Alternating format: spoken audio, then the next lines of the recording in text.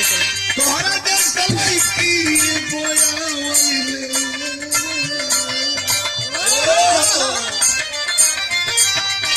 तोहरा जैसा लड़की नाराज ना तू तोहर भाषा हमके बड़ा बढ़िया लगे यह कही थी वह कही थी खाला नहीं रेल रेल के खियाई भैया रुका तो सुतला यहाँ भाषा पर मार चलत है भाषा में तक कत्ल हो गया खाइला नहीं ठूस ठूस के खियाओ रेल के खियाओ अच्छा इनकर तो इलाहाबाद हो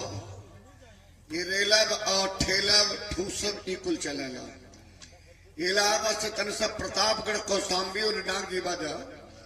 कुंडा प्रतापगढ़ और तो हर गवैयन के खलीफा लोग कहला अगाइकन के खलीफाई खलफाई और खलीफा बिरार कुंडा प्रतापगढ़ में यहाँ जनवासा रहा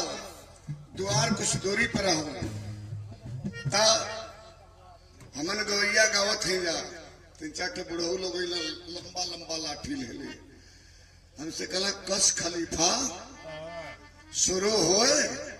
हम कहे हाँ दादा शुरू होए कल अरे का शुरू होए मैं बराती वहां द्वारे पर पेल पेल के जात है और तू यहाँ गावत है हम आवा खुबली उनका कहे मतलब खाना पूरा चला था बफे लगल और बफे लगल सब पूरी कचौड़ी पेल पेल के जाते हैं सब ये काम करा कि गाना भी बंद करा खलीफा और अब वहां चल के तो थोड़ा सा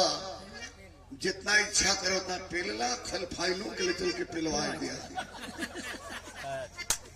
उसके बाद गाना शुरू हो अच्छा तो इलाहाबाद रेल के और ठूस के खियाई ठूस के कुंडा प्रतापगढ़ कहा कुल्हर का भाषा मतलब खनवा के पेल पेल खाए खाए सब जात है और खलीफा तो यहाँ गावत है कोई सुनही वाला नहीं है गाना बाद में होए पहले चला तो हूँ थोड़ा सा पे लिया हुआ खलफाइलों के लिए चल के पिलवाए जाए हम कली कस खलफाई अच्छा ये बात सही है और का भाषा कि ना लक्ष्मण जी है आवाज जा हेलो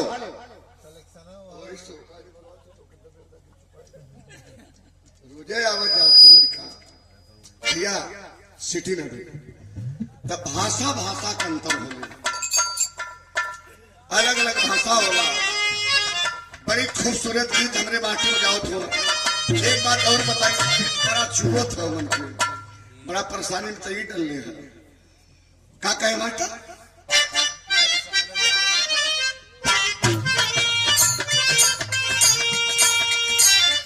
ए रानी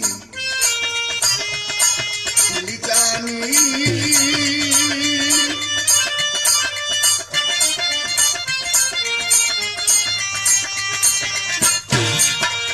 कितनी खूबसूरती से आधे आधे रात देखेला सपना तोरा जैसा लड़की बोयावले तोरा जैसा लड़की बोयावले ओढ़नी से दिल